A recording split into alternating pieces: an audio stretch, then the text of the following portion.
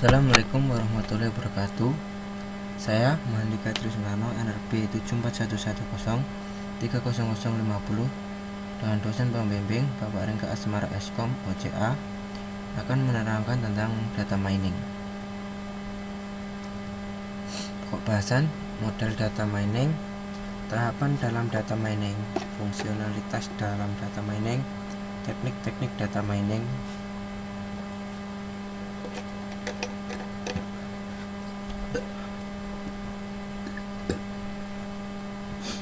Tujuan: memahami pemodelan data mining, memahami setiap tahapan dalam data mining, memahami fungsionalitas dalam data mining, memahami beberapa teknik yang digunakan dalam data mining. Pendahuluan: data mining merupakan salah satu cabang ilmu komputer yang relatif baru. Sampai sekarang masih diperdebatkan tempat data mining di bidang ilmu mana. Salah satu pihak berpendapat bahwa data mining tidak lebih dari machine learning atau analisa statistik. Sedangkan pihak lain berpendapat bahwa database berperan penting di data mining. Definisi data mining adalah ekstraksi informasi atau pola yang penting atau menarik dari data yang ada di database yang berdasar. Dalam jurnal ilmiah, data mining juga dikenal dengan nama knowledge discovery in database. Kehadiran data mining dilatar belakangi dengan problema data explosion yang dialami akhir-akhir ini, di mana banyak organisasi telah mengumpulkan data sekian tahun lamanya. Bersemua data tersebut dimasukkan dengan menggunakan aplikasi komputer yang digunakan untuk menangani transaksi sehari-hari yang kebanyakan merupakan online transaction processing. Model data mining. Dalam perkembangan teknologi data mining, terdapat model atau mode yang digunakan untuk melakukan proses penggalian informasi terhadap data-data yang ada. Menurut IBM, model data mining dapat dibagi menjadi dua bagian, yaitu verification model dan discovery model. Verification model ini menggunakan perkiraan dari pengguna dan melakukan tes terhadap perkiraan yang diambil dari sebelumnya dengan menggunakan data yang ada. Penekanan terhadap model ini adalah terletak pada user yang bertanggung jawab terhadap penyusunan perkiraan. Discovery model. Pada model ini, di mana sistem secara langsung menemukan informasi-informasi penting yang tersembunyi dalam suatu data yang besar. Data yang ada kemudian dipilah-pilah untuk menemukan suatu pola, tren yang ada, dan keadaan umum pada saat itu tanpa adanya campur tangan dan tuntutan dari pengguna. Hasil temuan ini menyatakan fakta-fakta yang ada dalam data yang ditemukan dalam waktu yang sesingkat mungkin. Kebutuhan dan tantangan dalam data mining. Hal-hal yang harus diperhatikan pada data mining adalah penanganan berbagai tipe data, efisiensi dari algoritma data mining,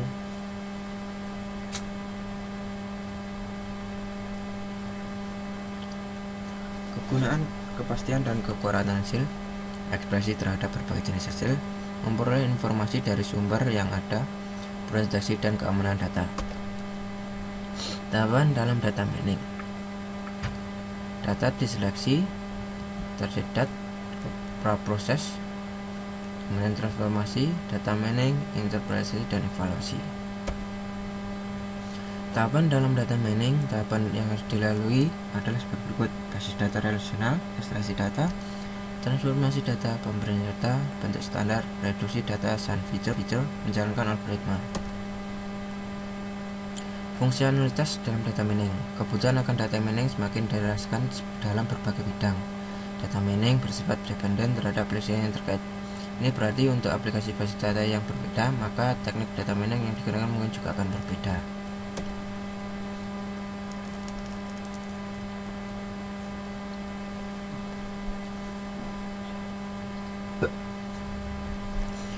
Mining Association Rule. Tugas utamanya adalah menemukan suatu himpunan hubungan antara item dalam bentuk A1A, AAM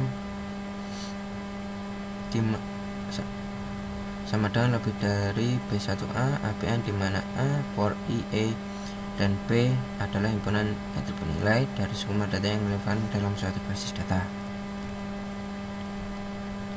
Generasi, pencatatan, dan karakterisasi data multi-level. Salah satu aplikasi data mining dan analisa data yang paling sering digunakan dalam hubungannya dengan basis data dan sistem produksi adalah generasi dan pencatatan data, yang juga dikenal dengan beberapa nama lain seperti online analytical processing, basis data multidimensi, data cubes, abstraksi data, dan lain sebagainya. Klasifikasi data. Aplikasi yang penting dari data mining adalah kemampuannya untuk melakukan proses klasifikasi pada suatu data dalam jumlah besar. Hal ini sering disebut mining declassification rules. Klasifikasi data sendiri adalah suatu proses yang menemukan properti-properti yang sama pada sebuah objek, himpunan objek di dalam sebuah basis data. Analisa cluster. Pada dasarnya, clustering terhadap data adalah suatu proses untuk mengelompokkan sekumpulan data tanpa suatu atribut kelas yang telah didefinisikan sebelumnya. Berdasarkan pada prinsip konseptual, clustering yaitu memaksimalkan dan juga meminimalkan kemiripan intra-kelas.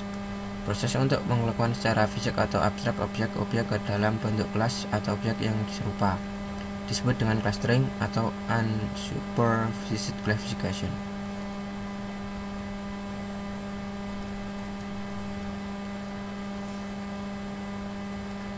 Pencarian pola sekuensial. Fungsi pola sekuensial menganalisa sekumpulan rekor pada suatu periode waktu.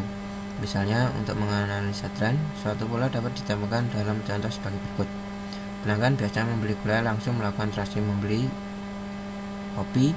Dari semua transaksi membeli gula, ternyata hampir seluruhnya terdapat transaksi membeli kopi. Maka dari pola yang ada dapat dijadikan masukan bahwa telah terjadi suatu kecenderungan dari pelanggan di mana setiap pelanggan melakukan transaksi membeli gula akan diikuti dan membeli kopi. Untuk itu, pihak manajemen dapat menempatkan letak item kopi dekat dengan item gula, sehingga memudahkan pelanggan untuk melakukan transaksi selanjutnya. Teknik-teknik data mining. Klasifikasi skema yang berbeda dapat digunakan untuk mengategorikan metode dan sistem data mining dengan didasarkan pada jenis basis data yang akan dipelajari. Dan teknik apa yang akan digunakan beberapa di antara sebagai berikut. Jenis basis data yang dijadikan objek, jenis informasi yang hendak dicari, teknik yang hendak digunakan. Market basis analysis. Fungsi association rules seringkali disebut dengan market basis analysis, yang digunakan untuk menemukan relasi atau korelasi di antara himpunan item. Market basis analysis adalah analisa dari kebiasaan membeli customer dengan mencari asosiasi dan korelasi antara item-item berbeda yang diletakkan customer dalam keranjang belanjaannya.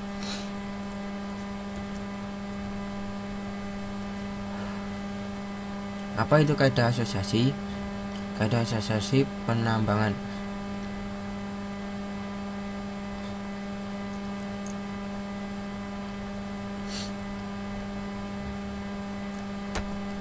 Algoritma a priori. Algoritma a priori yang bertujuan menemukan frekuensi items set dijalankan pada sekumpulan data. Pada iterasi K akan ditemukan semua item yang memiliki K item disebut K item set. Inti dari algoritma tersebut, gunakan frekuensi K-1 item set untuk membangun kandidat frekuensi K item set. Gunakan scan database dan pencocokan pola untuk mengumpulkan hitungan untuk kandidat item set. Perbaikan kinerja a priori. Pertama, hitung item set berbasis hash. 2. Reduksi transaksi. 3. Partisi. 4. Sampling. Contoh ilustrasi algoritma a priori.